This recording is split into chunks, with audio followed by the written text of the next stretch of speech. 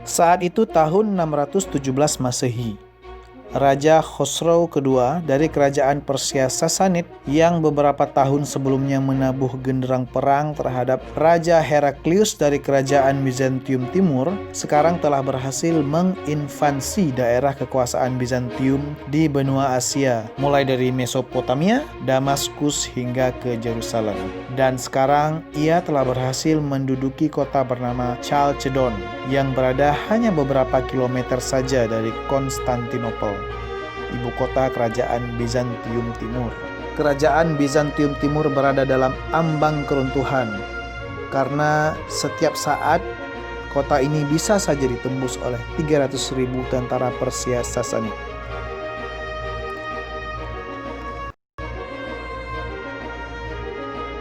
Di waktu yang sama di kota Mekah, Allah menurunkan sebuah wahyu kepada Nabi Muhammad.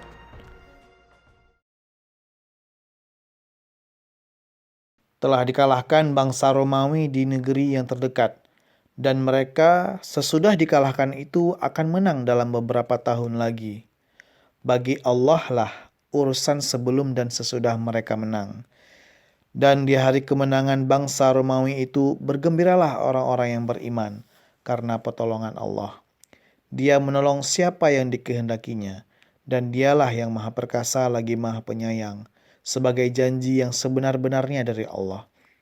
Allah tidak akan menyalahi janjinya, tetapi kebanyakan manusia tidak mengetahui.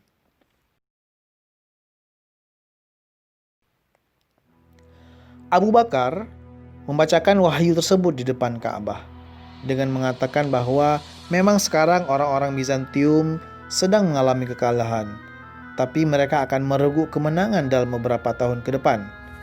Abu Bakar kemudian diejek oleh kaum kafir Mekah.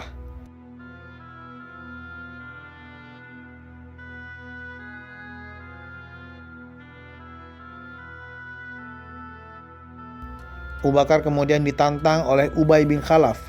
Jika dalam 10 tahun orang-orang Bizantium bisa menang, maka ia akan memberikan 100 unta kepada Abu Bakar.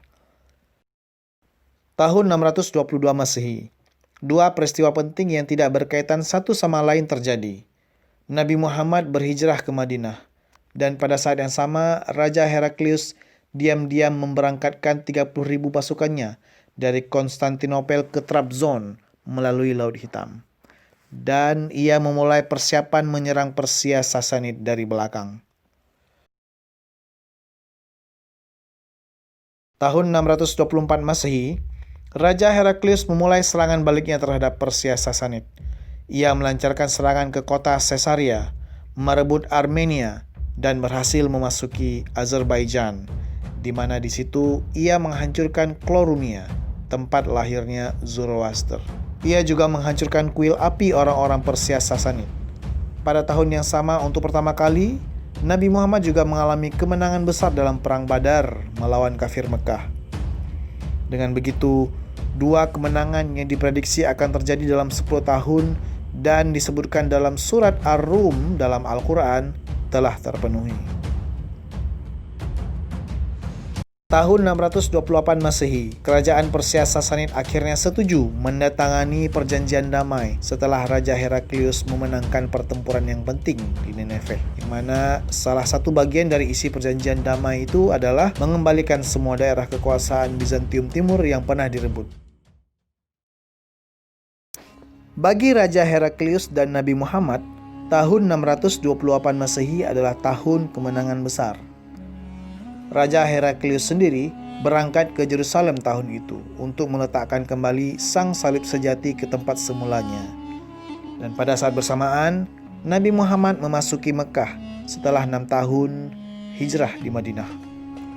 Nabi Muhammad pada akhirnya akan membebaskan Mekah 2 tahun kemudian.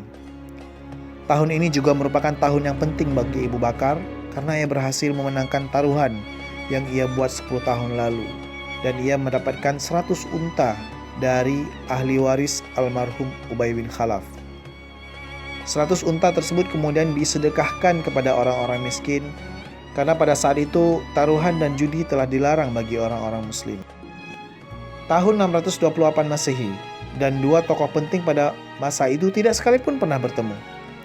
Satu-satunya interaksi antara keduanya yang tercatat dalam sejarah adalah ketika Nabi Muhammad mengirimkan sebuah surat kepada Raja Heraklius, yang mana isi surat tersebut adalah mengajak Raja Heraklius menjadi Muslim.